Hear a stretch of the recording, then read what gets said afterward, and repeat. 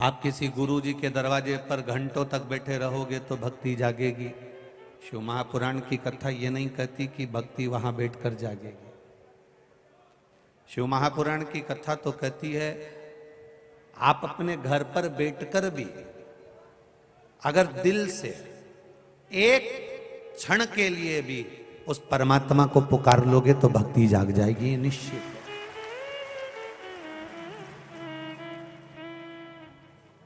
बहुत हंडा भर के भगवान को जल चढ़ाओ तो भगवान प्रसन्न होंगे, यह हमारा शास्त्र नहीं कहता। किसी में भी शिव महापुराण की ऐसी कोई स्थान नहीं जहां पर लिखा हो कि भगवान को तुम एक टैंकर जल चढ़ाओ या 10 किलो या 20 किलो या 50 किलो दूध चढ़ाओ। गीता प्रेस गोरखपुर की पूरी शिव पुराण को उठाकर देखना, उसमें कहीं नहीं लिखा कि महादेव को आप इतना 50 किलो का भोग लगाओ या 25 किलो का भोग लगाओ या 60 किलो का भोग लगाओ।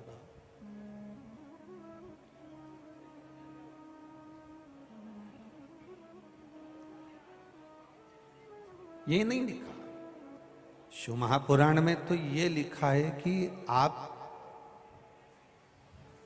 भगवान को अगर दे रहे हो तो आपके मन से, अपने भाव से, अपने चित्त से, अपने हृदय से, अपनी बुद्धि से और अपने दिल से एक बूंद भी जल की अगर समर्पित कर रहे हो, एक चावल का दाना भी आप देवाधिदेव महादेव को दे रहे हो, आप एक फूल की पंखड़ी भी अगर समर्पित कर रहे हो तो मेरे महादेव ने उसको करोड़ों में स्वीकार करा है, उसको थोड़े में स्वीकार नहीं।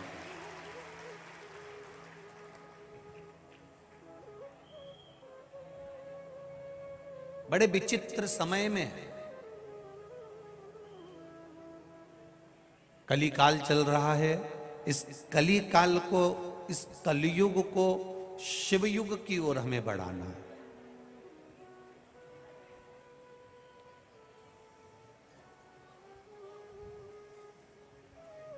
बड़े बड़े शहरों में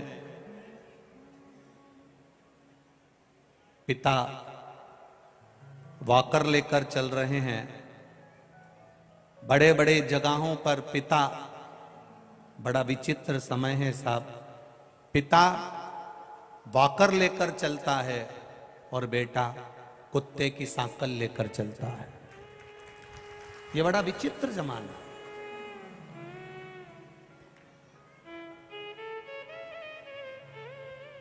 पिता वॉकर लेकर चल रहा है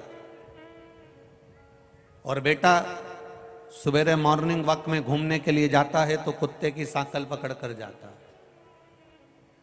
कुत्ते की रस्सी पकड़ कर जाता है, कुत्ते की सांकल पकड़ कर जाता है।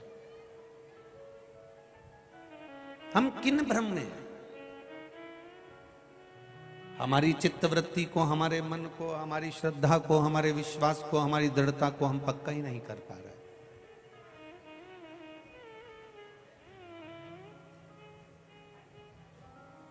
भक्ति थोड़ी मात्रा में भी अगर आपके भीतर प्रवेश कर गई तो तुम्हें महादेव को ढूंढने की जरूरत नहीं पड़ेगी। मेरा महाकाल राजा तुम्हें ढूंढता हुआ तुम्हारे पास में आ जाएगा। थोड़ी भी भक्ति, थोड़ा भी विश्वास, थोड़ी भी दृढ़ता, थोड़ा भी भजन, थोड़ी भी भक्ति अगर आपके अंदर प्रवेश कर गई तो महाकाल बाबा आपको ढूंढेगा। ढूंढता जरूर है। पहले एक कथा आपको सुनाई थी, आपको स्मरण में होगी कि एक भक्त भगवान के मंदिर में जाता था, गणेश जी को जल चढ़ा देता था, कार्तिकेय जी को जल चढ़ा देता था, मां अंबा को जल चढ़ा देता था, पर महादेव जी को चढ़ाकर ही नहीं आता था। तो महादेव जी ने एक बार पार्वती जी से पूछा कि ये तुम पर जल चढ़ाता है, गणेश जी पे जल चढ़ाता है, षडानंद कार्तिकेय पर जल चढ़ाता है, पर मुझ पर जल नहीं चढ़ाता। एक बार मुझे जाकर इससे पूछना पड़ेगा। महादेव स्वयं उस भक्त के पास में जाते हैं और महादेव उस भक्त से जाकर पूछते हैं कि तू जल क्यों नहीं, सबको चढ़ा रहा है पर मुझे क्यों नहीं चढ़ा। उस भक्त का केवल एक ही कहना था, अगर मैं आपको जल चढ़ा देता तो भी आप मुझे मिलने के लिए नहीं आते, पर मैंने सबको जल चढ़ाए और आपको छोड़ दिया। मुझे मालूम था एक ना एक दिन महादेव मुझसे पूछने जरूर आएगा कि मुझे क्यों छोड़ा। भक्ति को बढ़ाना है, हमें हमारे विश्वास को बढ़ाना है।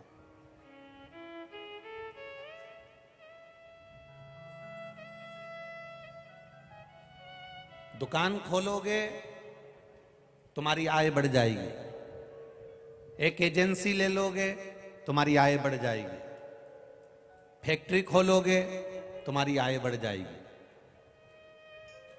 बिजनेस चालू करोगे तुम्हारी आय बढ़ जाएगी, नौकरी करोगे तुम्हारी आय बढ़ जाएगी, तनख्वाह बढ़ जाएगी।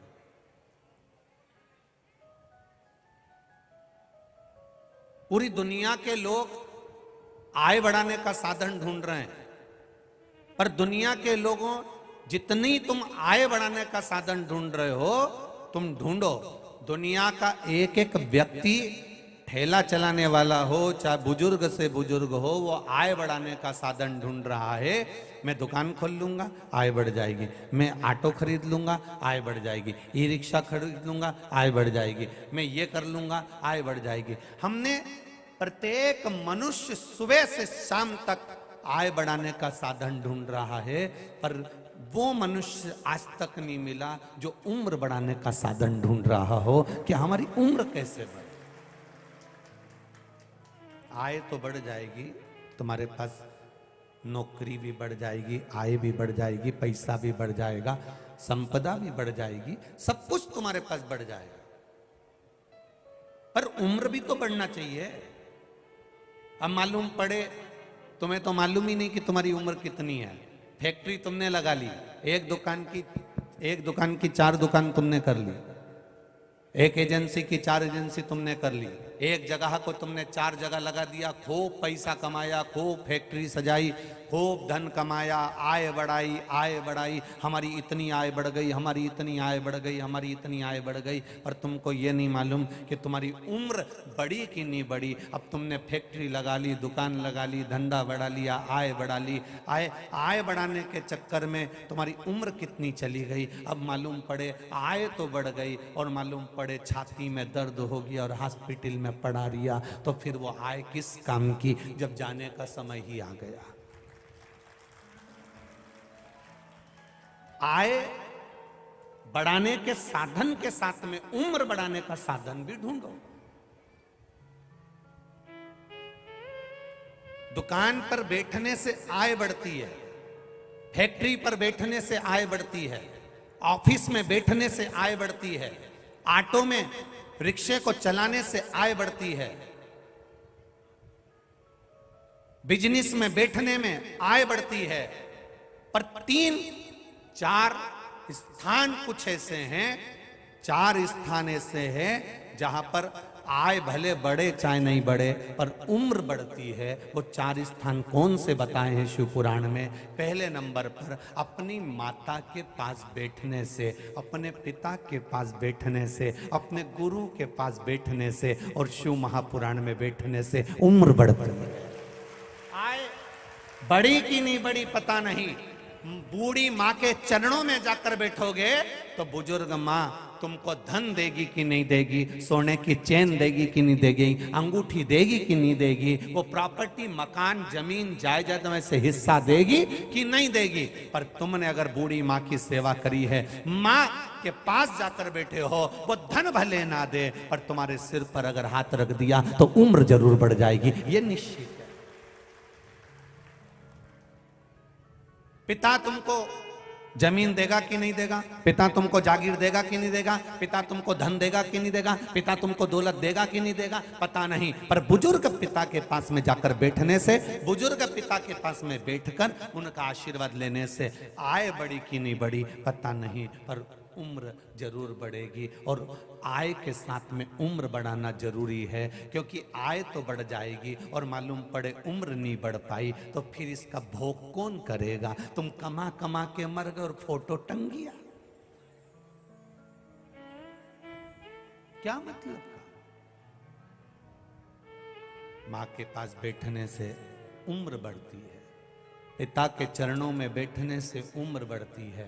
किसी सतगुरु के पास में जाकर मौका मिल जाए, कोई सतगुरु मिल जाए, कोई सत्संगी मिल जाए, कोई भजनावली मिल जाए, कोई कीर्तनी मिल जाए, कोई भगवान का नाम जाप करने वाला मिल जाए, उसके चरणों में बैठने से उम्र बढ़ती है। और शिव महापुराण की कथा में जाकर कुछ देर बैठने से, सत्संग में थोड़ी देर बैठने से उम्र बढ़ती है। ये उम्र बढ़ने के स्थान है, ये उम्र बढ़ने की जगह है।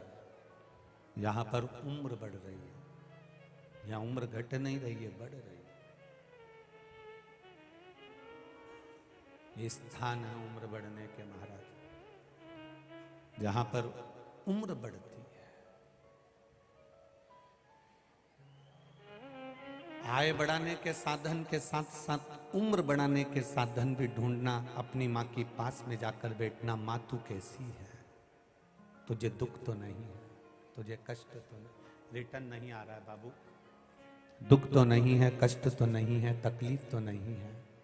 पिता के पास जाकर बैठना, पिता आपको कोई दुख तो नहीं है। मेरे पिताजी ने पूरा मकान उसको दे दिया, मेरे पिताजी ने पूरी दुकान उसको दे दी, मेरे पिताजी ने पूरी जमीन उसको दे दी, मेरे पिताजी ने सब सामान उसको दे दिया। पिताजी ने जिसको जमीन दी, मकान दिया, दुकान दी, जमीन जायदाद जिसको दी, दे दें दो। जिसने जमीन जायदाद मकान पिता का अगर हड़प भी लिया है ना, तो वो बहुत दिन तक नहीं चलता। एक आध दिन उसके बेटे ने शेयर मार्केट और डब्बा खेला ना, तो पूरी जमीन जायदाद, जमीन सब दो के भाव में चली जाती है। माता पिता ने क्या किसको दिया उससे मतलब मत रखना, पर माता पिता का मरते समय तक का आशीर्वाद हमारे पास में होना चाहिए। गुरु का आशीर्वाद हमारे साथ होना चाहिए, सदगुरु का आशीर्वाद हमारे साथ होना चाहिए।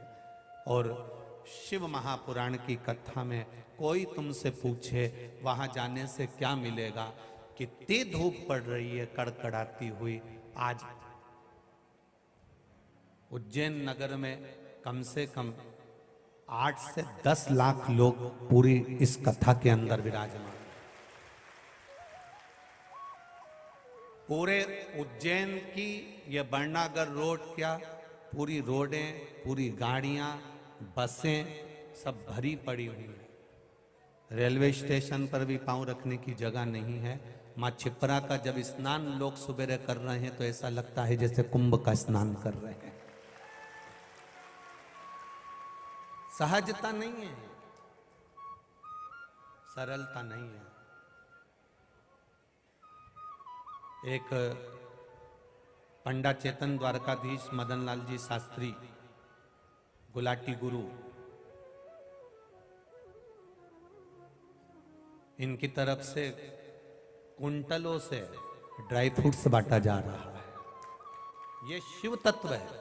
कोई लस्सी, कोई छाछ, कोई दूध, कोई दही, कोई पानी, कोई बिस्कुट, कोई खिचड़ी, कोई दही बड़ा, कोई हलवा, रात रात भर बांट रहा है, रात रात। कृपा किस रूप में? एक पशुपतिनाथ मंदिर बजरंग नगर इंदौर से रोज किसी भक्त ने एक बस लगा के रखी और इंदौर से एक बस रोज भक्तों को लेकर फ्री आती है और फ्री लेकर जाती है। ये शिव तत्व। लोग ट्राली लेकर आए हैं, ट्रैक्टर लेकर आए हैं, कोई बस लेकर आया है, कोई गाड़ी लेकर आया है। पेट्रोल डलवाने वाले ने पेट्रोल डलवा दिया, गाड़ी चलाने वाले ने गाड़ी चला ली, पर इतने लोगों को कथा पंडाल तक लेकर गए हो और इतने लोगों को वापिस अपने घर तक लेकर जाओगे। जितने लोगों को तुमने कथा सुनवाई है उसका एक एक अंश गाड़ी चलाने वाले को और डीजल पेट्रोल डलवाने वाले को जरूर प्राप्त होगा, ये निश्चित है। जो तुम इतने लोगों को लेकर आए उसकी भक्ति कहीं खाली नहीं जाएगी, उसका विश्वास खाली नहीं जाएगा। महाराज उम्र बढ़ाने का साधन है दान, धर्म, पुण्य, सत्कर्म, तीर्थ, व्रत, भजन, कीर्तन। ये उम्र बढ़ाने का साधन, इससे उम्र बढ़ती है, उम्र बढ़ रही।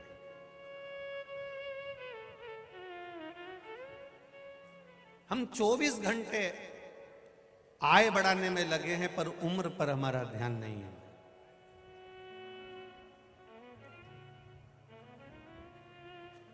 उम्र पर हमारा ध्यान नहीं जा रहा। कमाते कमाते कमाते कमाते इतने डूब गए कि जो तुमने कमाया वो अपने ही शरीर पर लगा रहे हो।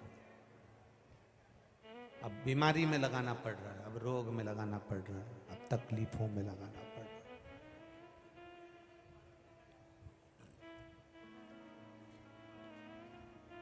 अविरल भक्ति की ओर हम अग्रण्य हो, भगवान के भजन की ओर, भगवान के कीर्तन की ओर, भगवान के मंत्र जाप की ओर हम अग्रण्य। जितनी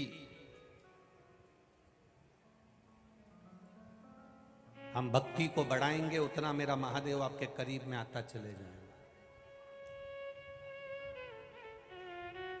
वो एक लाइन आप लोग गुनगुनाते रहते हो कि तुम रूठे रहो भोले, हम तुम्हें मना लेंगे, आहों में असर होगा तो घर बैठे बुला लेंगे।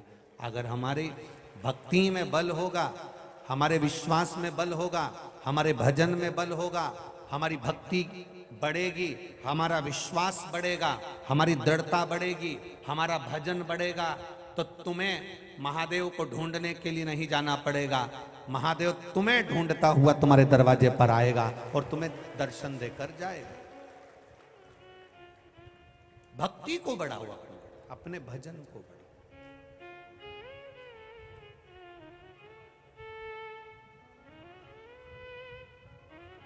सरकार ने 1000 का नोट बंद कर दिया।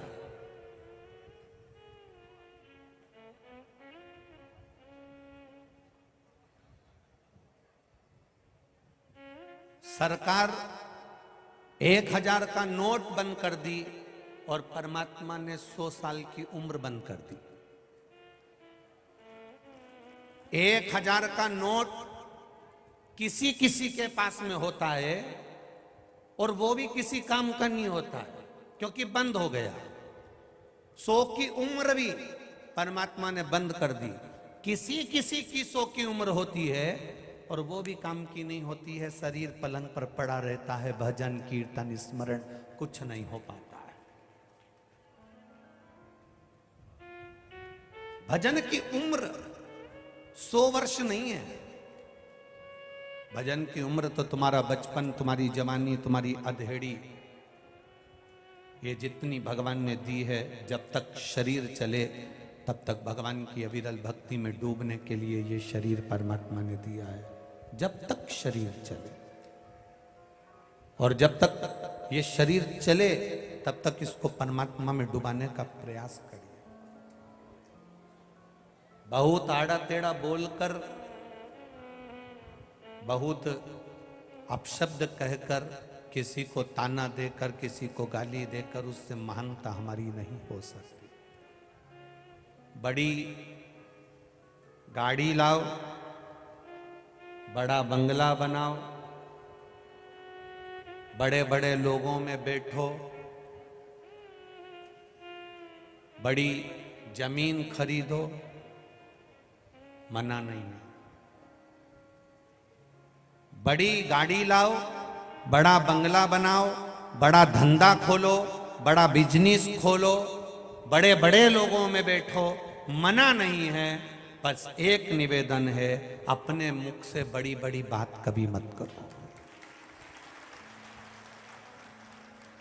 बड़ा धंधा खोलोगे चल जाएगा, बड़ी गाड़ी लाओगे चल जाएगा, बड़ा बंगला बनाओगे चल जाएगा, बड़ा बिजनेस खोलोगे चल जाएगा, बड़ी जमीन खरीद लोगे चल जाएगा, पर अपनी जीवान से कभी बड़ी बड़ी बात मत करना, किसी को नीचे दिखाने की बात मत करना, इतने बड़े मत हो जाना कि तुम्हारे शब्द बड़े हो जाएं और जो बड़ा धंधा खोले तो महादेव को कोई दिक्कत नहीं है, बड़ी गाड़ी ले महादेव को कोई दिक्कत नहीं है, बड़ा घर बनाए महादेव को कोई दिक्कत नहीं है, बड़ा बिजनेस खोले महादेव को कोई दिक्कत नहीं है, बड़ा व्यापार करे महादेव को कोई दिक्कत नहीं है, बड़े व्यक्ति के साथ रहे महादेव को कोई दिक्कत नहीं है। पर व्यक्ति इन बड़ों बड़ों के साथ में जब बड़े बड़े बढ़ते चले जाते हैं, तब बड़ों के साथ में रहते रहते वो बड़ी बड़ी जब बात करने लगता है तो फिर महादेव को सुहाता नहीं है, क्योंकि तू मेरे दिए पर पलने के बाद भी इतनी बड़ी बात कर रहा है।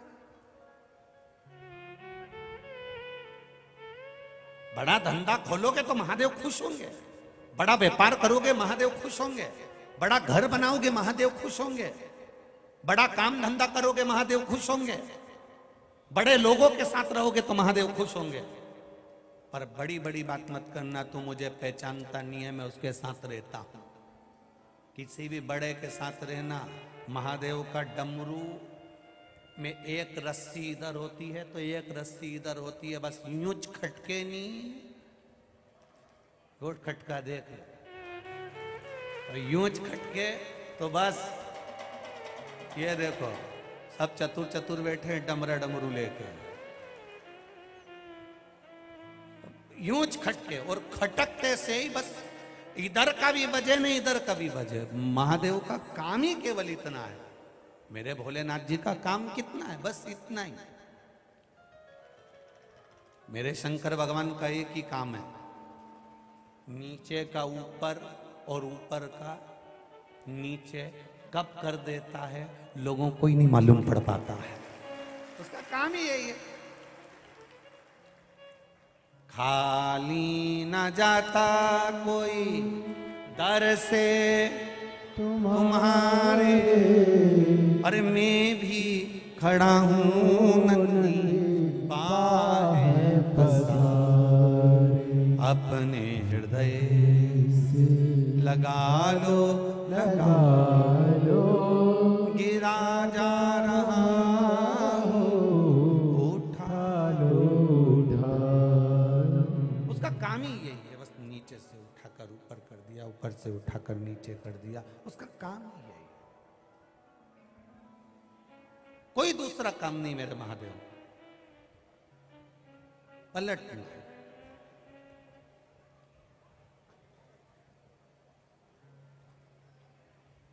सारी समस्या का हल एक लोटा जल हम चढ़ा रहे हैं, एक लोटा जल हम महादेव को दे रहे हैं, महादेव को रोज प्रदान कर रहे हैं, तो वो जल खाली जाता है क्या? नहीं, खाली नहीं जाता।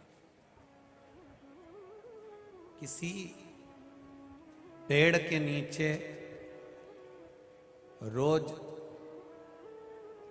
रोज रोज पानी डालो, रोज।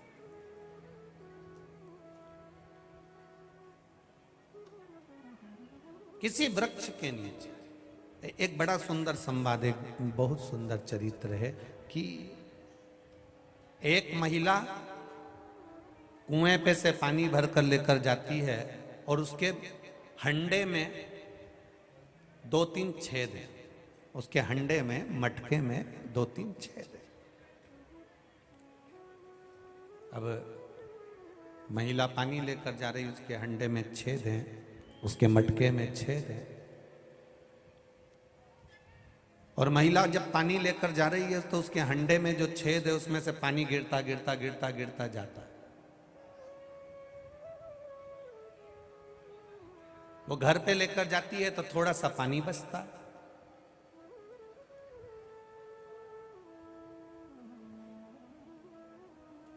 बड़ी गांव के लोगों ने उससे कहा कि तू पागल हो गई है, तू मूर्ख हो गई है, हंडे में छेद है, पानी लेकर जाती है, घर तक लाती है तो थोड़ा सा पानी बचता है, तो ऐसा पानी भर कर जाने से मतलब क्या है?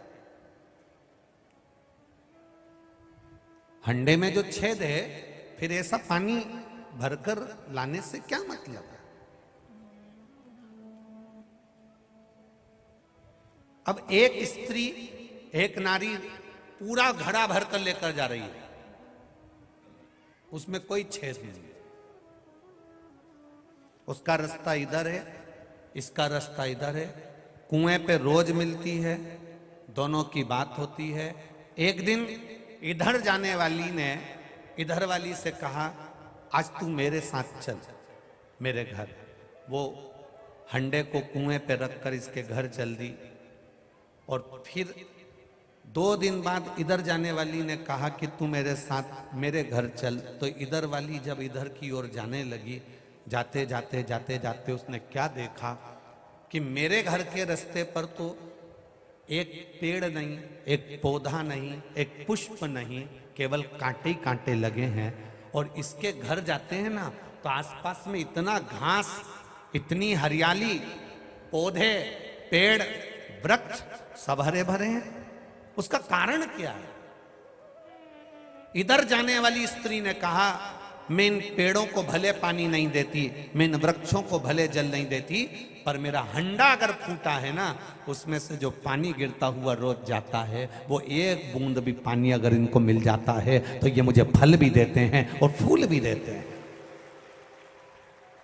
ये मुझे फल भी दे रहे हैं, फूल भी दे रहे हैं, छाया भी दे रहे हैं और मुझे सब कुछ प्रदान कर रहे हैं। बाहर की आवाज इधर आ रही है। फल भी दे रहे हैं, फूल भी दे रहे हैं, वृक्ष भी। ये वृक्षों को जो थोड़ा बहुत मिला है, इन वृक्षों को थोड़ा बहुत जो प्राप्त हुआ है, इन वृक्षों को जो थोड़ा बहुत मिला है, उससे ये फल भी देते हैं, छाए भी देते हैं और फूल भी देते हैं। अब इसको नहीं मालूम कि मेरा हंडा जो फूटा हुआ है, उसमें से जो पानी गिर रहा है, उससे ये वृक्ष हरे हैं। मेरा हंडा जो फूटा है, उसमें से जो पानी गिर रहा है, उससे ये फूल है, उससे ये फल है। वो तो बस निकल कर जा रही है। आप भी ये कभी विचार मत करना कि महादेव मेरी सुनते नहीं है, महादेव मुझे कुछ दे नहीं रहा है। ना ना ना ना, जैसे एक हंडे में छेद है और पानी गिरता हुआ जाता है, तो वृक्ष हरे होकर फल भी देते हैं, फूल भी देते हैं। उसी तरह यदि आप रोज महादेव को एक लोटा जल चढ़ा रहे हो, महादेव अगर आज नहीं देगा तो कल देगा, पर तुम्हारी झोली खुशियों से, पुष्प और फल से भर ही देगा। वो भरेगा, ये निश्चित है।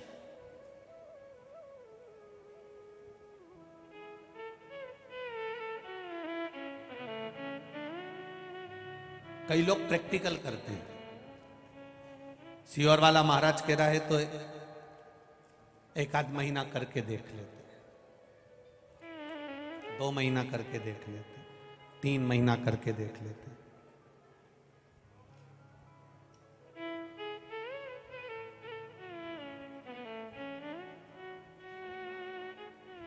नहीं, विश्वास नहीं है, शिव मंदिर मत जाना। भरोसा नहीं है तो मंदिर तक मत जाओ। हम तो आपसे भी कहते हैं, जितने लोग यहां रोड पर बैठकर कथा सुन रहे हैं, गाड़ियों पर चढ़कर कथा सुन रहे हैं, ट्रैक्टर ट्राली में पन्नी लगाकर कथा सुन रहे हैं, प्रसाद बांटने की टेबल के नीचे घुसकर बैठकर कथा सुन रहे हैं, तप तपाती हुई रोड पर बैठकर कथा सुन रहे हैं, शायद उज्जैन के इतिहास का पहला कथा होगी जहां रोड पर टेबल के नीचे, गाड़ी के नीचे, एम्बुलेंस के पास, फायर ब्रिगेड के पास, जहां मौका मिल रहा है वहां बैठकर कथा सुन रहे हैं। इन सब से केवल इतना सा कहना है, आप तक जहां तक हमारी आवाज जा रही हो, उनसे एक निवेदन है, आपके भीतर विश्वास है, इसलिए आप इतनी चिलचिलाती हुई धूप में बैठकर कथा सुन रहे हो। आपका विश्वास पक्का है, इसलिए आप शिव महापुराण की कथा को इतनी अधिक मात्रा में बैठकर सुन रहे हो। और आपका विश्वास अगर पक्का है तो महादेव की कृपा भी पक्की है, ये निश्चित है। आपका भरोसा पक्का है, आपका विश्वास पक्का है, आपकी दृढ़ता पक्की है। बूढ़ी बूढ़ी माएं पैदल, छोटे छोटे बच्चे चले जा रहे हैं, चले जा रहे हैं।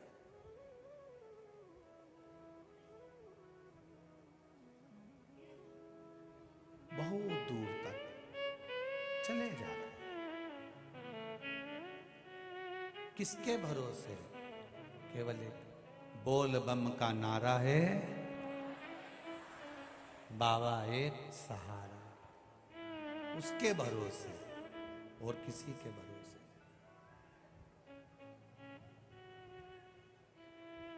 क्यों आए?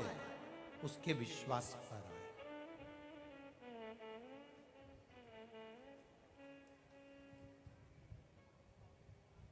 कई लोग हमसे कहते हैं ये आए हैं इनसे मिलो, वो आए हैं उनसे मिलो, वो आए हैं उनसे मिलो। हम एक ही बात कहते हैं, ये भी तो हरियाणा, पंजाब, दिल्ली, राजस्थान, गुजरात सब जगह से आए हैं, तुम तो केवल उज्जैन से आए। अपना घर छोड़कर तुम केवल होटल तक पहुंच गए, अपना घर छोड़कर केवल हमसे मिलने पहुंच गए, तो ये भी तो इतने कोसों दूर से आए हैं। अगर हम इनसे मिलने नहीं आते तो तुमसे भी काय को मिले? किस बेस पे मिले?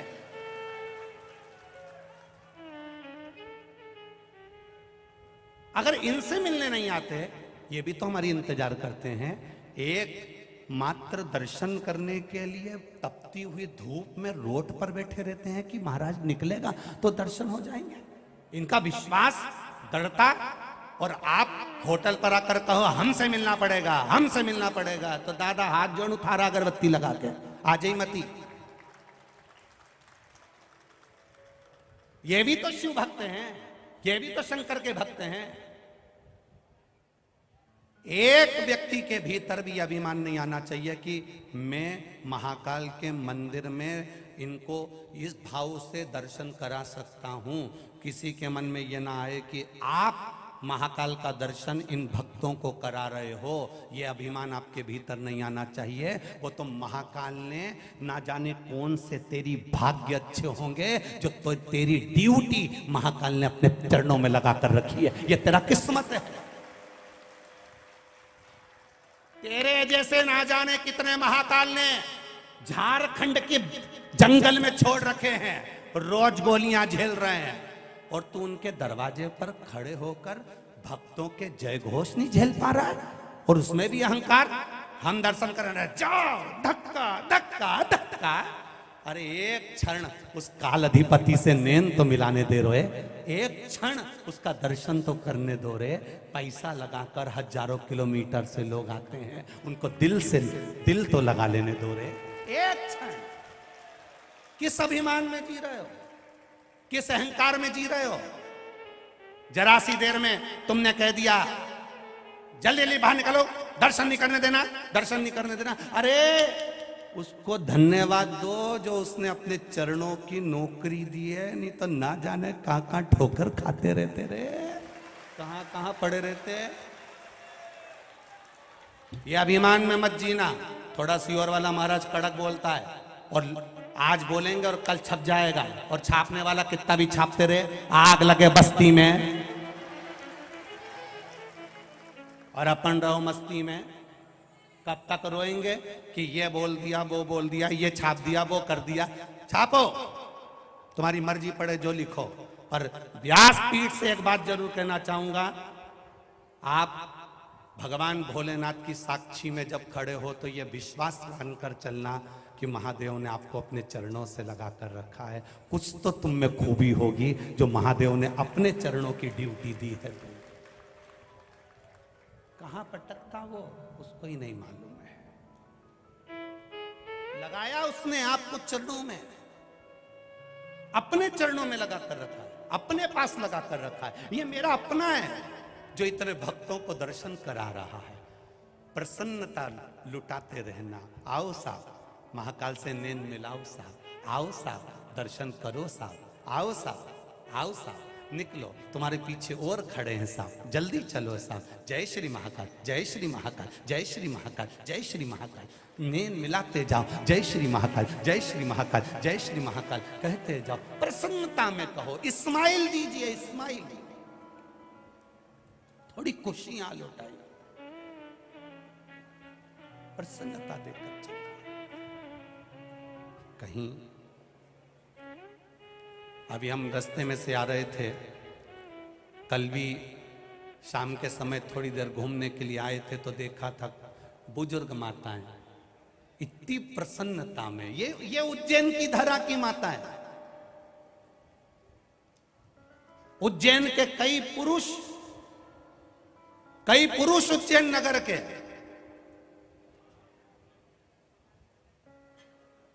कई जगह पर कथा करने गए, वहां केवल उनके अपने लोग सेवा में लगे रहते हैं, पर यहां जो भोजन भंडारा चल रहा है, लाखों लोग भोजन कर रहे हैं, उसमें उज्जैन नगर के कई पुरुष बड़े बड़े भगोने हाथ से उठा उठा कर ले जाकर रख रहे हैं। धन्य है ऐसे नगर के पुरुषों को, इस उज्जैन नगर अवंतिकापुरी के पुरुषों और माताओं को। एक वो कोई बच्ची है, कुछ थोड़ा बहुत सामान वामान बेइज्जती करती होगी, भावसार करके, कोई उसका नाम में लिख कर ध्यान में आएगा, भावना भावसा, एक लड़की है, कहीं बेटी वो भावना भावसार, और उसकी बहन अगर सुन रही हो तो मैं उसको आमंत्रित करूंगा कि वो मंच पर आए, व्यासपीठ के करीब में आए। एक कोई भावना भावसार, दो लड़कियां, दो बेटियां, केवल कोई सामान का ठेला मेला लगाती होंगी महाकाल मंदिर के आसपास, उनकी आंख में जल था। हम रोज प्रतीक्षा करते थे कब उज्जैन में कथा हो जाए, कब उज्जैन में कथा हो जाए। दोनों बेटियां भोजनशाला में बर्तन उठाने से लेकर, झाड़ू लगाने से लेकर, ऐसी कोई सेवा नहीं बची उन बेटियों की जो उन्होंने वहां सेवा ना करी हो। यह उज्जैन है मेरा, यह अवंतिकापुरी है मेरी, ये महाकाल की नगरी है मेरी, जहां सेवा का प्रकल्प आगे बढ़ता है। कोई मां छिपरा को स्वच्छ बनाने में लगा हुआ है, कोई हमारे उज्जैन को स्वच्छ बनाने में लगा हुआ है, कोई मंदिरों के आनंद स्वच्छता में लगा हुआ है। ये मेरी अवंतिका है, जहां आने वाले एक एक भक्त की सेवा में उज्जैन पलक पावड़े बिछाकर खड़ा रहता है। ये उज्जैन है। अभिमान में ना जीना, बड़ा व्यापार खोलो, बड़ी दुकान खोलो, बड़ा घर बनाओ, बड़ा बंगला बनाओ, बड़ी गाड़ी लो, बड़े बड़े लोगों के साथ बैठो, तुम्हारी मर्जी पड़े जितने बड़े बनना हो बन जाओ, पर बड़े बोल, बड़े शब्द और बड़ी वाणी पर थोड़ा सा संयम रखना। अपनी वाणी से कोई ऐसा शब्द किसी को अपमान का ना निकल जाए जिससे उसको तकलीफ हो। इसलिए जब दर्शन कराओ मेरे काल अधिपति के, तब कहो आओ साहब, जय श्री, जरा जम के तो बोलो, जय श्री महाकाल। दर्शन प्रेम से कराओ, भजन प्रेम से करो, भक्ति प्रेम से करो। 2 रोटी तुम्हारी सास खाती है, तीसरी रोटी भी नहीं खाती, 3 खाली तो बहुत खाली। पर उस बुजुर्ग सास को अगर 2 रोटी भी घर में मिले ना, तो प्रेम की मिले ना, तो सास और 2 साल ज्यादा जी लेती है। प्रेम की वाणी से रोटी दीजिए, प्रेम के शब्द से भोजन दीजिए, प्रेम के शब्द, प्रेम के शब्द। अरे कितनी विचित्र विडंबना का समय है कि लोग घर में पर्दे, बंगला, गाड़ी, सब कुछ नया लाने में लगे हैं, पर रिश्ते निभाने में नहीं लगे हैं। रिश्ते निभाओ, प्रेम के रिश्ते निभाओ। जब प्रेम के रिश्ते निभाओगे तो जीवन एक आनंदित हो जाएगा। प्रेम के रिश्ते निभाओ। प्रेम का जब रिश्ता होगा तो सुख अपने आप प्राप्त हो जाएगा, अपने आप। देव समय परमात्मा को। मंदिर के अंदर भी अगर दर्शन करने जा रहे हो, मंदिर के अंदर पूजन करने जा रहे हो, शिवालय में 1 लोटा जल चढ़ाने जा रहे हो, वहां पर बैठकर व्यर्थ की बात मत करना। शिव जी के मंदिर में जाओ तो फालतू की बात मत करना। 1 लोटा जल चढ़ाना, कहीं हमारे मुंह से किसी की निंदा ना निकल जाए, हमारे मुख से किसी की चुगली ना हो जाए, हमारे मुख से किसी के लिए अपशब्द ना निकल जाए। जल चढ़ाना, मंदिर से बाहर निकल जाना। कोई ने कुछ पूछा, तुम्हारे मुख से निकल गया, किसी ने कुछ बोला, तुम्हारा दिल दुख गया। शंकर जी के पास नहीं, शिव से दूर, शिव से दूर। मंदिर जाना, वहां कचरा मत देखना। कई लोग गोवर्धन नाथ जी की परिक्रमा करने के लिए जाते हैं, गिरिराज बाबा की परिक्रमा करने जाते हैं, वहां दूध चढ़ता है, दूध चढ़ता है तो लोगों के मन में आता है, बताओ कितना दूध डुल रहा है, पाँव में आ रहा है, यही दूध अगर किसी को दे देते तो अच्छा था, वो दूध पाँव में आ रहा है। पर आज तक किसी ने ये नहीं जाना कि गिरिराज जी पे चढ़ने वाला दूध का छींटा कपड़ों पर क्यों आता है, गिरिराज जी पे चढ़ने वाला दूध हमारे पाँव में क्यों आता है, गिरिराज जी में चढ़ने वाला दूध हमारे शरीर पर क्यों आता है, गिरिराज जी में चढ़ने वाला दूध हमारे ऊपर क्यों बह कर जाता है। उसका कारण क्या है? क्योंकि गिरिराज बाबा के चरणों में जो जाता है, एक लोटा दूध जब चढ़ाता है, गिरिराज जी को जल चढ़ाता है, दूध चढ़ाता है, प्रणाम करता है, तो गिरिराज बाबा उसको आशीर्वाद देते हैं, दूधो नहाओ पूतो फलो। गिरिराज जी को मालूम है 40 रुपए लीटर के दूध में तू घर जाकर नहीं नहाएगा, इसलिए तूने जो मुझे चढ़ाया उसी में नहाकर चले जा, दूधो नहाओ और घर जाकर पूतो फलो। मैंने तुझे दूध में नहाकर भेज दिया, घर जाकर पूतो फलो। ये गिरिराज बाबा कहते हैं। महाकाल राजा पर एक बूंद पानी चढ़े ना चढ़े, अगर महाकाल बाबा पर एक बूंद पानी तुम्हारा चढ़े ना चढ़े, अगर दूर से भी मेरे काल अधिपति का बस केवल दर्शन हो जाए तो समझ लेना कि तुमने जल चढ़ा दिया है, तुमने जल चढ़ा दिया, चढ़ा दिया। दूर से भी अगर दर्शन हो रहा है, मेरे कालाधिपति का मात्र दूर से दर्शन हो रहा है, तो समझ लो तुमने जल चढ़ा दिया। कितना सुंदर लिखा है वायव्य संहिता में।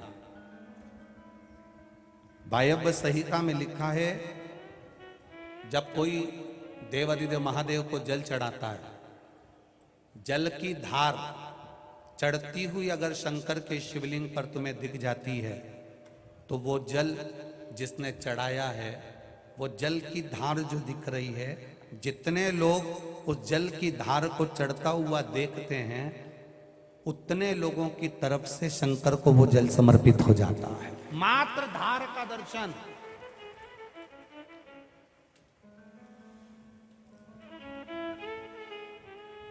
मात्र धार का दर्शन। वायव्य संहिता शिव महापुराण की वर्णन कर रही है, क्यों शंकर जी के ऊपर जल का पात्र बांधा जाता है, क्यों बूंद बूंद पानी टपकता है, क्यों जल में से एक एक जल की धार महादेव के ऊपर चलती रहती है, क्यों वेद पाटी ब्राह्मण भूदेव जब अभिषेक कराते हैं तो जल की धार धीरे धीरे चढ़वाते हैं। उसका कारण क्या है? क्यों शिव जी के ऊपर जलाधारी लगी, उसमें से एक एक बूंद पानी गिर रहा है। वायव्य संहिता कहती है, जितने भक्त दर्शन करने के लिए आते हैं, अगर एक बूंद टपकते हुए पानी की भी शिव जी पर मात्र दिख जाती है, तो उसकी तरफ से शिव जी को पानी समर्पित हो जाता है, जल समर्पित हो जाता है। मात्र एक बूंद पानी टपकता हुआ भी दिखता है तो वो जल समर्पित हो जाता है।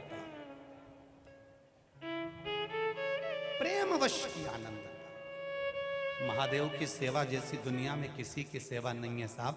वो कुछ नहीं मांगता आपसे, कभी आपसे नहीं कहता कि मुझे तू सोना देना, कि चांदी देना, कि अंबर देना, कि पीतांबर देना, कि धन देना, कि दौलत देना, कि मुझे तू ये 56 भोग देना। महादेव को नहीं चाहिए, तुम तो तुम्हारे पास रखो।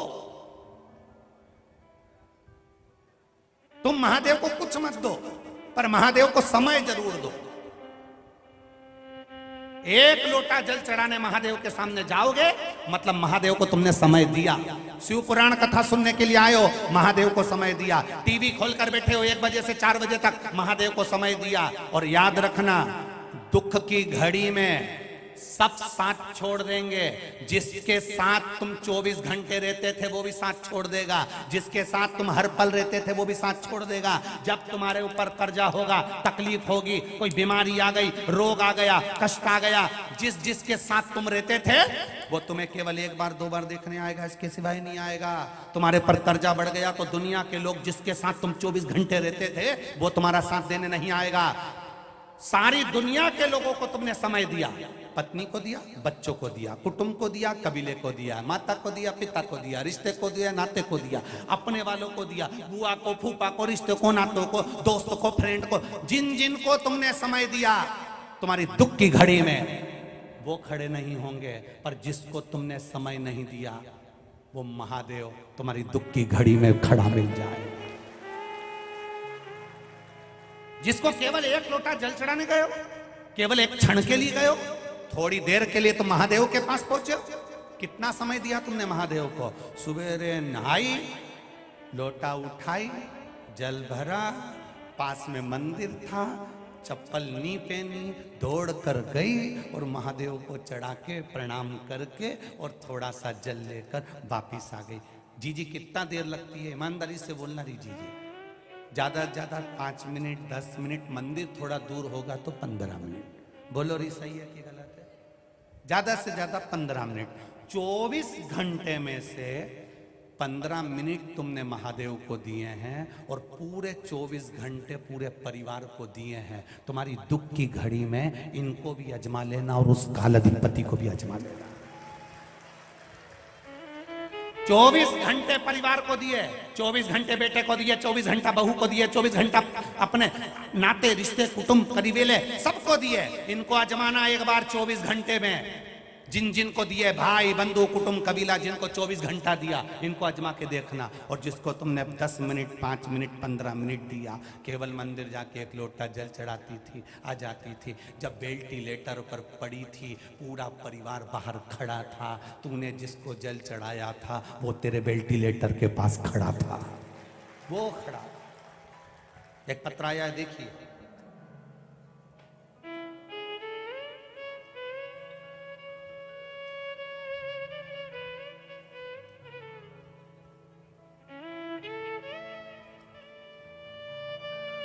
सीमा मरोठिया, मोबाइल नंबर लिखा है 91 पीपली नाका उज्जैन। आप ही हैं? दोनों हाथ हिला दो एक बार। गुरुदेव, मैं अपने जीवन से हार चुकी थी। अचानक एक दिन टीवी पर आपकी कथा आ रही थी जिसमें आप पशुपति व्रत का महत्व बता रहे थे। तो आपका उद्बोधन, एक लोटा जल हर समस्या का हल। गुरुदेव, मैंने पशुपतिनाथ का व्रत किया, बस जल चढ़ाया, महादेव जी पर आरंभ किया। गुरुदेव, मेरे 14 वर्ष का लड़का जो जन्म से विकलांग, बड़ी बीमारियों से जूझ रहा था, पूरा शरीर काम नहीं करता था, पलंग पर पड़ा रहता था, 14 साल का था। गुरुदेव, मेरा 14 वर्ष का लड़का जो कि विकलांग है, जन्म से विकलांग था, बड़ी बीमारियों से ग्रस्त था, वो शांत हो गया। जब 14 साल का लड़का शांत हो गया तो एक माँ की दशा क्या होती है गुरुदेव, आप जानते होंगे। मैंने सब विश्वास छोड़ दिया, सब काम छोड़ दिया, पर आपके शब्द सुनकर विश्वास पक्का हुआ। शिव जी को एक लोटा जल चढ़ाना चालू करा, पशुपतिनाथ का व्रत करना प्रारंभ करा और बाबा से प्रार्थना करी। मेरा बेटा बड़ा सुंदर था, बहुत अच्छा था, अगर आप कृपा करेंगे तो वापिस मेरी झोली में मुझे बेटा ही दोगे, और आप कृपा करोगे तो मेरी झोली में बेटा आएगा। गुरुजी, आप कहते हो बाबा से जो मांगा है उसने दिया है, परीक्षा जरूर लेता है। मेरा 14 साल का बेटा ले लिया और बाबा से जब प्रार्थना करी और जल चढ़ाया, विनती करी, मेरा एक बेटा फिर मुझे बाबा ने दे दिया। ये शिव तत्व। बैठिए बहन, हर हर मां। ये तत्व है शंकर का, ये उदारता मेरे शिव की है। पढ़ा एक पत्र, और एक यहाँ कोई बच्चा बैठा है नागपुर से आया हुआ, जो शरीर से पूरा विकलांग था, जिसके मुंह से राल टपकती रहती थी, पलंग पर पड़ा रहता था। एक कोई नागपुर का बच्चा है, कहीं बैठा होगा, यजमान परिवार में ही उसका।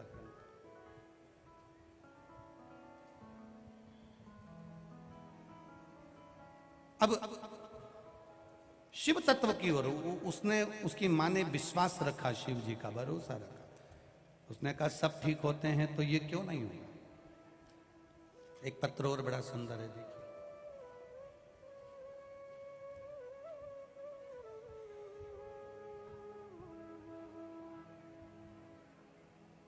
अतुल प्रजापति, ग्राम हरनिया खेड़ी, महू। अतुल प्रजापति, ग्राम हरनिया खेड़ी, महू से हैं। शिव की महिमा का क्या बखान करूं गुरुदेव। जब 6 महीने गर्भवती थी तो डॉक्टर के कहने पर सोनोग्राफी कराई, जिसमें रिपोर्ट में बताया गया कि इस बच्चे के दिल में गठान है, हृदय में एक गठान है, ये बच्चा रखने लायक नहीं है। तब हम बहुत परेशान हुए और चिंताग्रस्त होते हुए बड़े टेंशन में आ गए। तब मेरे ससुर जी ने कहा कि भोलेनाथ पर भरोसा रखो, साथ ही शिव जी पर जल चढ़ाओ, जल का आचमन करो। पशुपति व्रत करना प्रारंभ करा, शिव जी पे चढ़ा हुआ जल पीना प्रारंभ करा। बाबा की कृपा से 1 मार्च 2022 को महाशिवरात्रि के दिन बाबा की कृपा से हमारे यहाँ पुत्र रत्न की प्राप्ति हुई।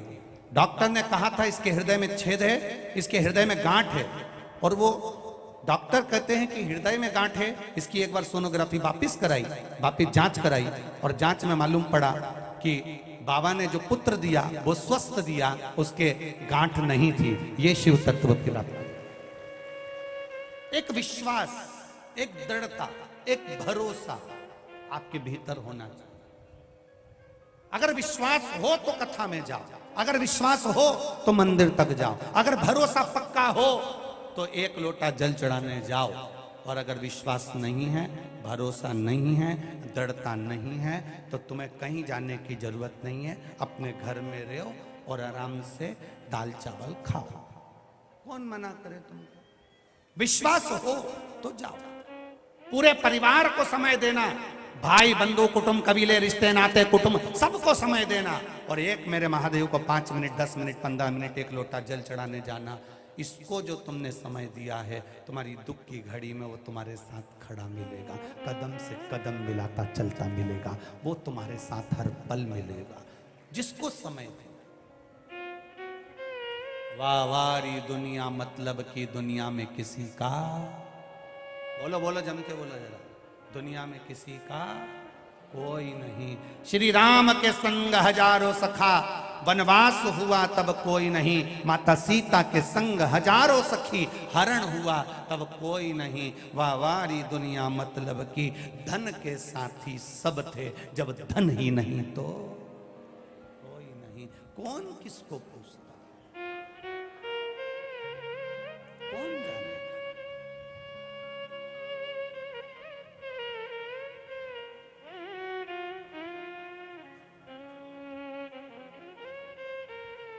किसी का कोई साथ देने वाला नहीं। एक महादेव पर किया गया भरोसा, एक महादेव पर किया गया विश्वास, एक महादेव पर की गई भक्ति, एक महादेव पर करा गया दृढ़ भरोसा, ये साथ दे जाता। दृढ़ भक्ति, दृढ़ विश्वास,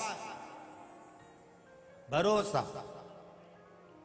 और जब महादेव पर करा गया भरोसा, महादेव पर करी गई दृढ़ भक्ति, महादेव पर करा गया विश्वास प्रबल हो जाए, तो समझ लो कि हमारे बीच में परम पूज्य गुरुदेव 1008 श्री चारधाम मंदिर शांति स्वरूपानंद जी महाराज जी पधारे। एक बार जोरदार ताली बजाएं महामंडलेश्वर।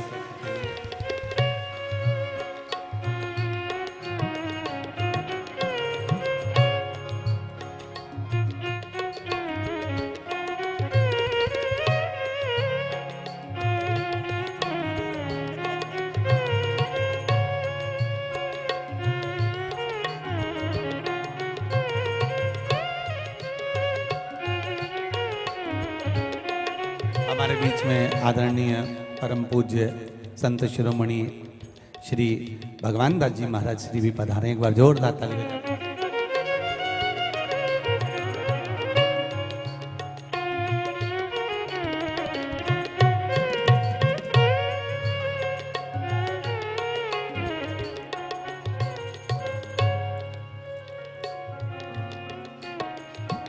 एक विश्वास दृढ़, एक भरोसा पक्का।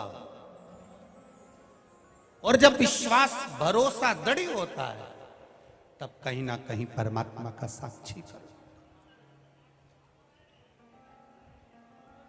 महाराज शिव कथा कर रही है, भगवान देवादिदेव महादेव का संवाद कर रहा है। आपकी दृढ़ता, आपका विश्वास, आपका भरोसा पक्का रखिए।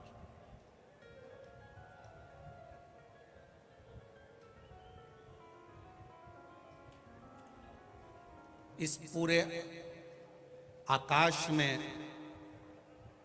जितना बड़ा आकाश जितना बड़ा नहीं होता, उतना अपने हृदय का आनंद बड़ा होता। आप जहां बैठकर मुस्कुराओगे, आप जहां बैठकर खुशी से अपनी जिंदगी निकालोगे, आकाश से बड़ा अपने दिल का आनंद बड़ा होता है। नारी से बड़ा नारी का सुहाग होता है, और राम से बड़ा राम का नाम होता है।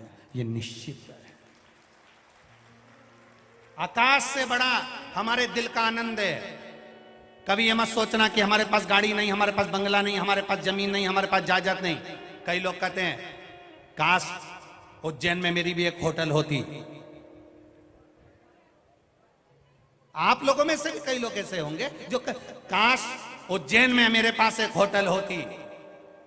और कोई कोई ऐसा भी मिलेगा, वो कहता है काश उज्जैन में मेरा छोटा सा घर होता तो बड़ी कृपा होती। आप होटल का सपना देख रहे हो, वो उज्जैन में एक छोटे से घर का सपना देख रहा है। और कोई कोई ऐसा होता है, जितने लोग आस्था पर कथा सुन रहे हैं उसमें से कुछ लोग ऐसे भी होंगे कि घर की नहीं सोचे होंगे, होटल की नहीं सोचे होंगे। उनने इतना ही सोचा होगा काश मैं भी उज्जैन की कथा में होती तो क्या बात। सोच वाली बात, ये विचार वाली बात। किसी को वैकुंठ प्रिय लगता है, किसी को ब्रह्मलोक प्रिय लगता है, किसी को इंद्रलोक प्रिय लगता है, पर जो महाकाल के भक्त होते हैं उनको तो महाकाल ही प्रिय लगता है। इसके सिवाय कुछ नहीं। जो प्रिय है हमारा, जिससे हमारी लगन लगी है, उसको वही प्रिय लगेगा। आप जाओ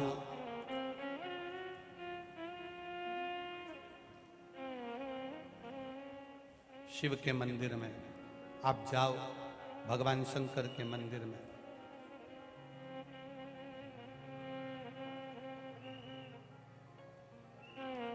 जब आप भगवान शिव के मंदिर में जाएंगे, भगवान शंकर के मंदिर में जाएंगे, शिव की स्तुति करने के लिए जाएंगे, तो जीवन का एक आनंद अपने आप पाएंगे। उसको ढूंढने नहीं जाना पड़ेगा, वो आपको ढूंढेगा। तारकासुर को मारने के लिए जब षडानंद कार्तिकेय जी गए, तो षडानंद कार्तिकेय जी से माता पार्वती जी कह रही है इसके हृदय में छेद मत करना, इसके दिल को चोट मत पहुंचाना। शरीर में कहीं पर भी बाण चलाना मैं समझ जाऊंगी, पर हृदय में कोई बाण मत चलाना। क्यों माँ? माँ क्यों? माता पार्वती जी ने कहा कि इसके हृदय में महादेव बैठे हैं। जिसके हृदय में महादेव बैठे होते हैं उसका दिल नहीं दुखाया जाता, उसको चोट नहीं पहुंचाई जाती। इसका दिल मत दुखाना, इसको चोट मत पहुंचाना। अवंतिकापुर वासियों, महाकाल की नगरी के निवास करने वाले मेरे भाई बहन, मेरी माताएं, मेरी जीजियां, मेरे जीजाओं, इस अवंतिकापुरी में रहने वाले एक एक बच्चों, आपने रोज रात्रि में आकर किसी को पानी पिलाया, छाछ पिलाई, किसी को पोहा खिलाया, किसी को चाय पिलाई, किसी को भोजन कराया। आपने यहाँ जो आए हैं उनको जो खिलाया या कुछ दिया या कुछ करा, तो ये उन्होंने तो तुम्हारा एक बिस्कुट का टुकड़ा खा लिया, पर उन्होंने जो दुआ दी है, उन्होंने जो तुम्हें आशीर्वाद दिया है, वो जिंदगी में कभी निष्फल नहीं हो, समाप्त नहीं हो। करा भजन, आपने किया कीर्तन।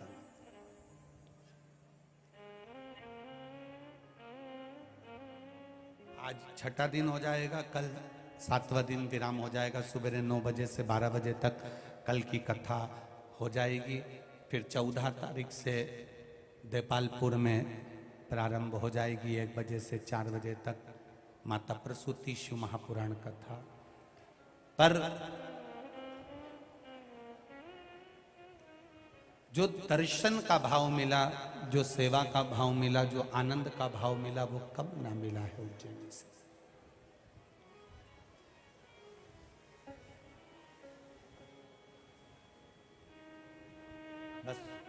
उससे एक बात अपने दिल की जरूर कहकर जाना, उससे निवेदन कर कर जाना, बाबा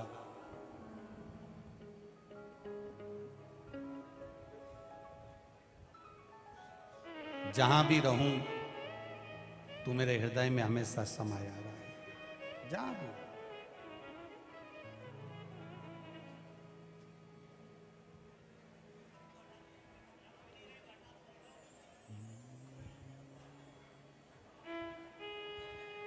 बाकी सी लटक गई, नैनों में अटक गई, कब तुम दर्श दिखाओगा। बाकी सी लटक गई, नैनों में अटक गई, कब तुम दर्श दिखाओगा। अरे हिचकी ना रुके भोले ना, हिचकी ना रुके भोले ना, मने थारी याद सतावे। ओ उज्जैन के महा मने थारी याद।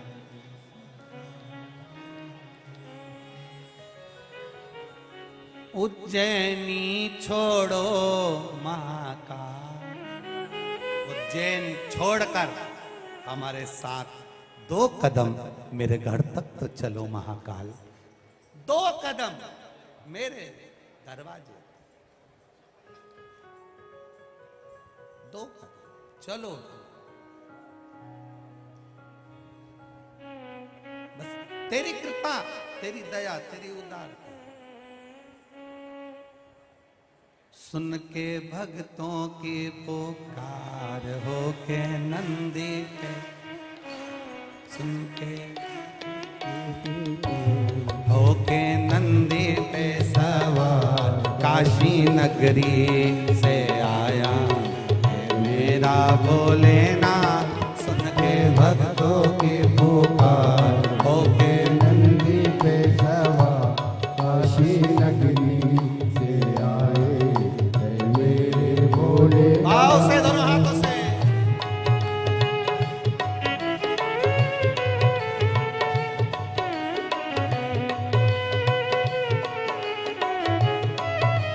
जय जय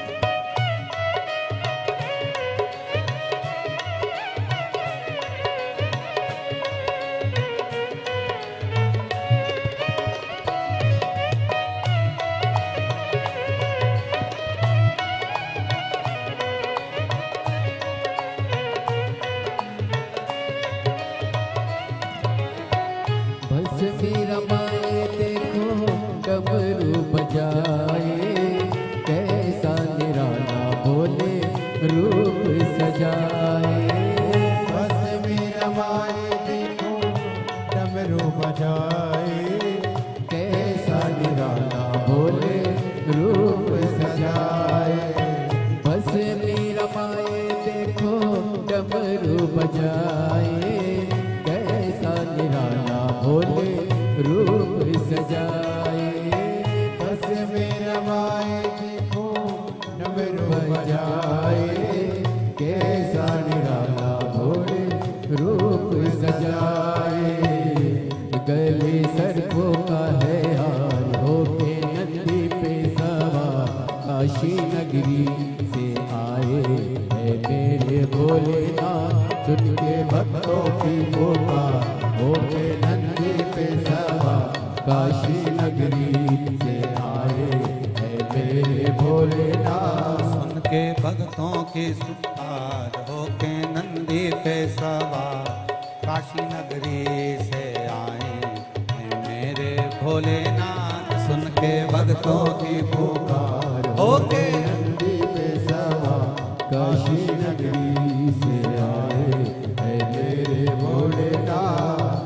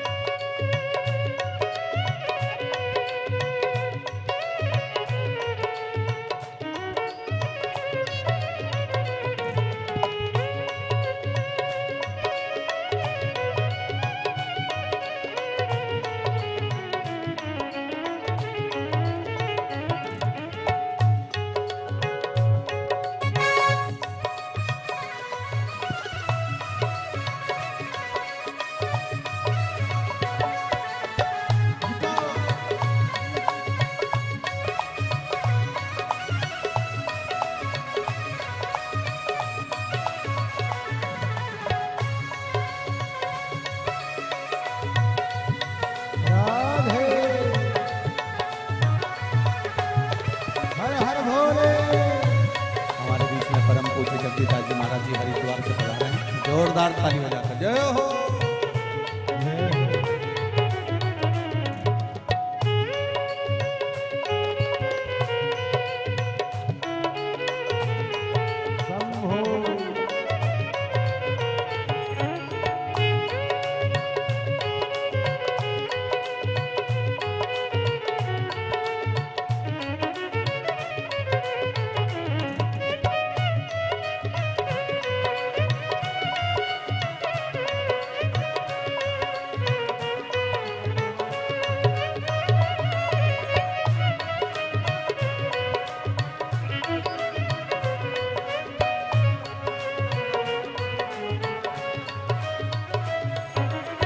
मृगशाला पहने जटाओं में गंगा, चम चम चमकता है माथे पे चंदा। मृगशाला पहने भोले जटाओं में गंगा, चम चमकता है माथे पे चंदा। ओ मृगशाला पहने भोले जटाओं में गंगा, चम चम चमकता है माथे पे चंदा। मृगशाला पहने भोले जटाओं में गंगा, चम चम चमकता है माथे पे चंदा। गौरा मैया करे सिंगार होके नंदी पे सवार, काशी नगरी से आए है मेरे भोलेनाथ। होके भक्तों की पुकार के नंदी पे सवार, काशी नगरी से आए है मेरे भोलेनाथ। सुन के भक्तों की पुकार होके नंदी पे सवार, काशी नगरी से आए हैं मेरे भोलेनाथ। सुन के भक्तों की पुकार होके नंदी पे सवार, काशी नगरी से आए है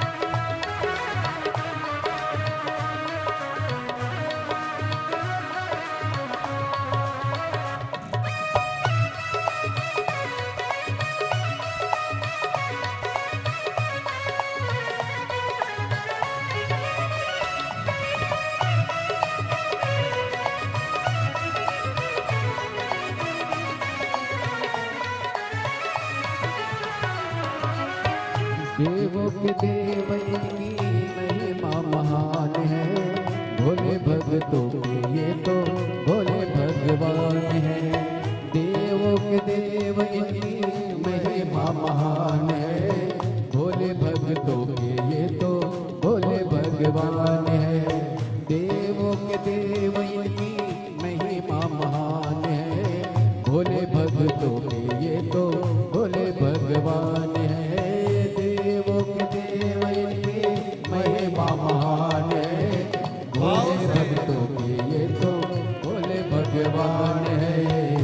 करने भक्तों का उद्धार होके नंदी पे सवार काशी मगली से आए मेरे भोलेनाथ। होके नंदी पे सवार सुन के भक्तों के पुकार काशी नगरी से आए है मेरे भोलेनाथ। सुन के भक्तों की पुकार होके नंदी पे सवार काशी नगरी से आए है मेरे भोलेनाथ। सुन के भक्तों की पुकार होके नंदी पे सवार काशी नगरी से आए है मेरे भोलेनाथ। सुन के भक्तों की पुकार होके नंदी पे सवार काशी नगरी से आए है मेरे भोलेनाथ। सुन के भक्तों की पुकार होके नंदी पे सवार काशी नगरी से आए है मेरे भोलेनाथ। काशी नगरी से आए मेरे भोलेनाथ। काशी नगरी से आए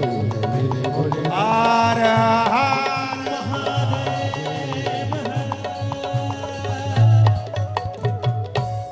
अपने स्थान पर बैठकर भगवान देवाधिदेव महादेव से दिल से भाव से आनंद के साथ बड़े भाव के साथ प्रार्थना करिए। दिल से बाबा से विनय करिए। जहां जगह मिल जाए वहां बैठ जाओ और भगवान शिव से अपने हृदय की बात, अपने दिल की बात बाबा देवाधिदेव महादेव से भाव के साथ, दिल के साथ। आज कथा का छठा दिवस है। हृदय से देवाधिदेव महादेव से भाव से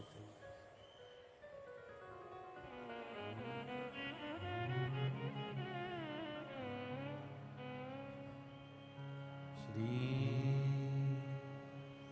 शिवाय नमस्तुभ्यं। श्री शिवाय नमस्तुभ्यं। श्री शिवाय नमस्तुभ्यं। श्री शिवाय नमस्तुभ्यं।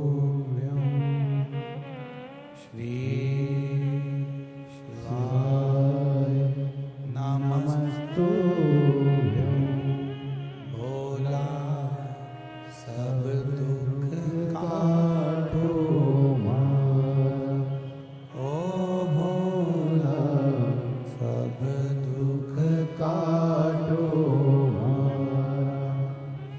शिव शंकर जपो तेरी माला भोले बाबा जपो तेरी माला भोला सब दुख काटो मारा। ओ भोला सब दुख काटो मारा। वेश मंगल मंगलकारी वेश मंगल मंगलकारी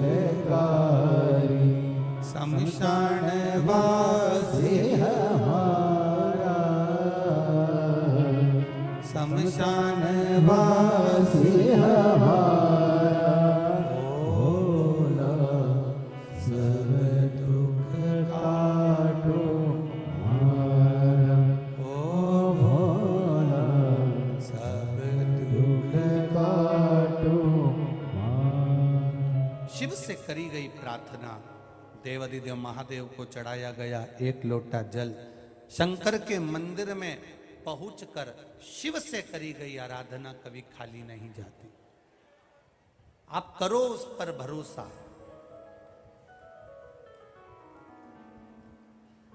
कुछ ना दो उसको, फिर भी उसके द्वार की चाकरी तो रखो अपने पास। तारकासुर के हृदय में बाण ना लगे कार्तिकेय षडानंद। तारकासुर के हृदय में शिव बसे हैं। जिसके भीतर शिव का वास हो, जिसके हृदय में भगवान का निवास हो, वैसे तो मेरा सनातन धर्म कहता है महाराज, जितने मृत्यु लोक में मनुष्य जन्म लेते हैं और जो मानव पृथ्वी पर जन्म लेता है, उस सबके हृदय में, सबके दिल में मेरा महादेव रहता है। सबके हृदय।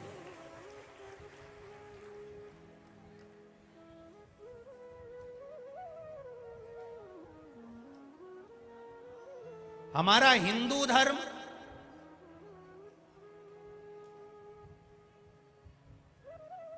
ये माता के दूध की तरह है और हमारा सनातन धर्म हमारे शरीर में बहने वाले खून की तरह है।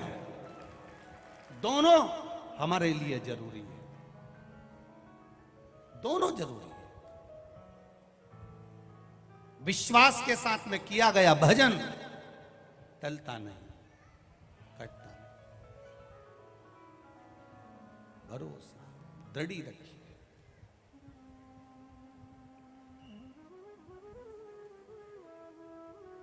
इस तारकासुर के हृदय में चोट ना लगे, इसका ध्यान रखिएगा। इस तारकासुर के हृदय में बाण ना लगे, इसका ध्यान रखिएगा। षडानंद कार्तिकेय जी जब तारकासुर को मारने के लिए गए तो तारकासुर सामने खड़ा हुआ था। पहला असुर, पहला राक्षस लंकाधिपति रावण भी राम जी के सामने खड़ा हुआ तो उसकी आंख में आंसू नहीं थे। कंस भगवान कृष्ण के सामने लड़ने खड़ा हुआ तब उसकी आंख में आंसू नहीं थे। हिरण्यकशिपु जब लड़ने के लिए सम्मुख में खड़ा हुआ तो उसकी आंख में आंसू नहीं थे।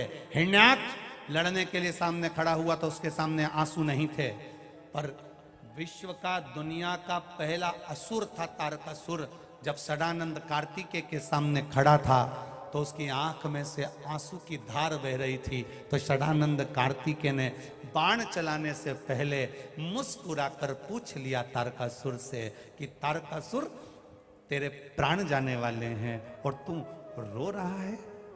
एक शूरवीर राजा युद्ध के मैदान में रोए, ये कहां की रीति है?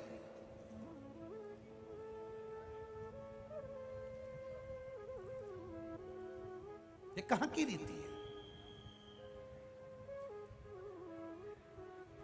एक बच्चा अंदर रो रिया है, उसकी मां से कहो, अरे छोरा रो रिया, देख ले जरा।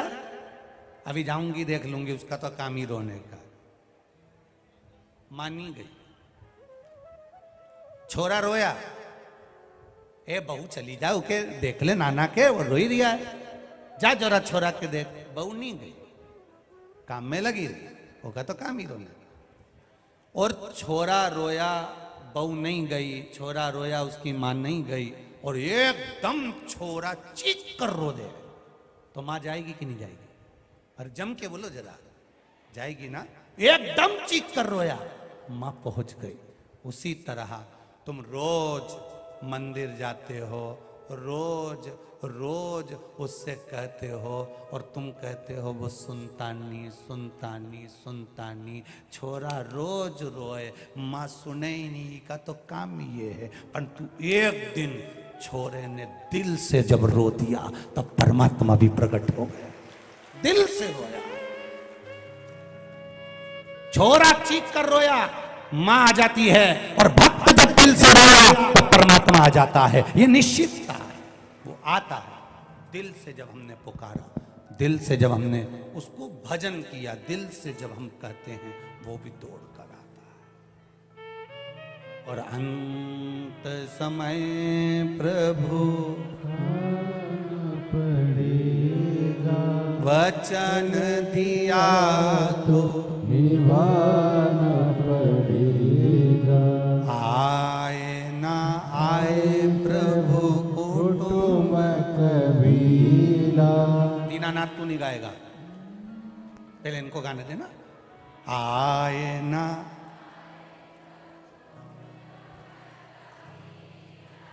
अंत समय प्रभु और वचन दिया तो बस उसने वचन दे दिया तो निभाएगा, निश्चित है। तुम मंदिर में जाती हो ना, ऊपर से आंसू मत बहाओ। मंदिर में किसी को आंसू दिखाने की जरूरत नहीं है, मंदिर में किसी को साड़ी कपड़ा दिखाने की जरूरत नहीं है।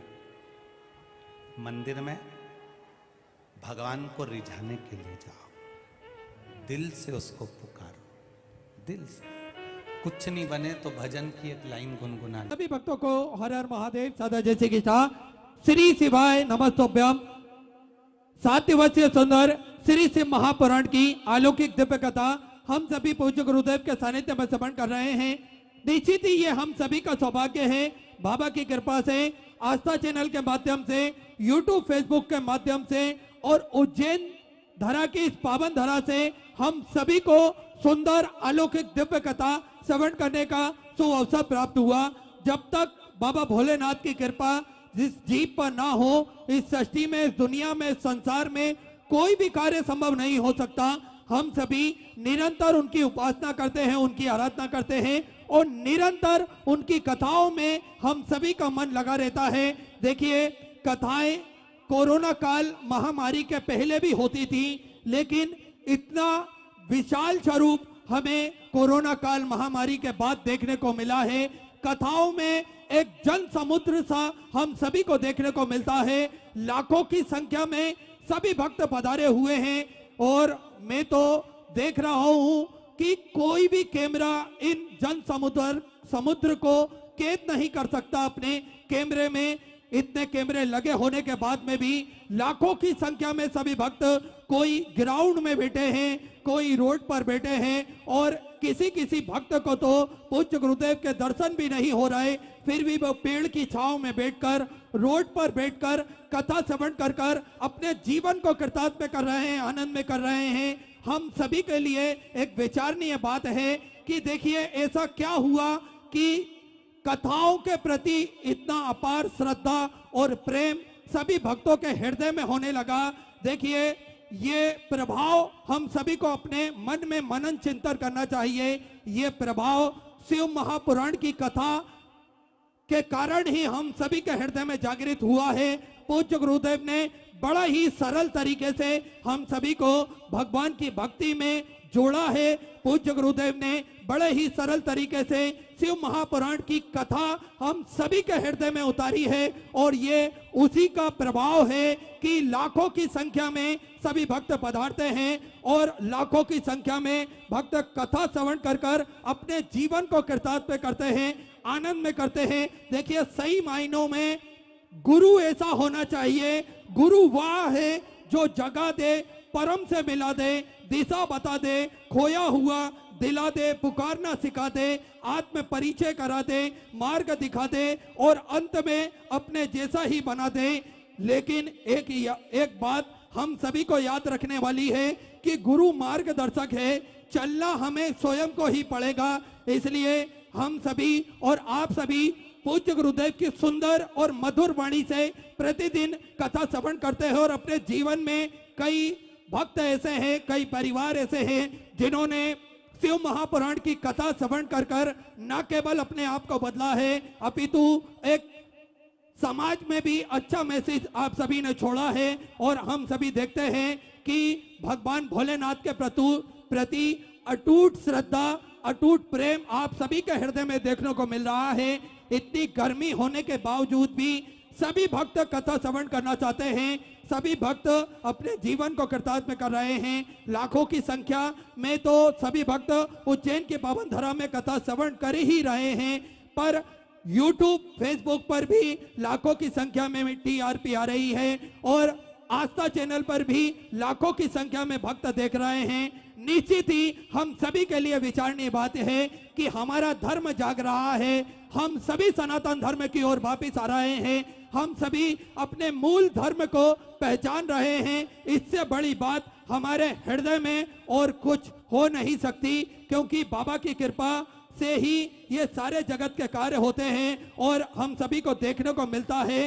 चाहे आज युवा वर्ग के लोग हो, बुजुर्ग हो, वृद्ध हो, बच्चे हो, सभी वर्ग के लोग मंदिर जाते हैं। पूज्य गुरुदेव ने बड़ा ही सुंदर और सरल तरीका हम सभी को भगवान भोलेनाथ से जोड़ने के लिए बताया है।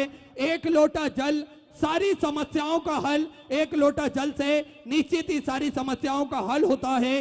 सारी समस्याओं से हम सभी निदान पाते हैं और सभी युवा वर्ग के लोग भी इस कथा में भी क्या हर कथा में देखने को मिलता है।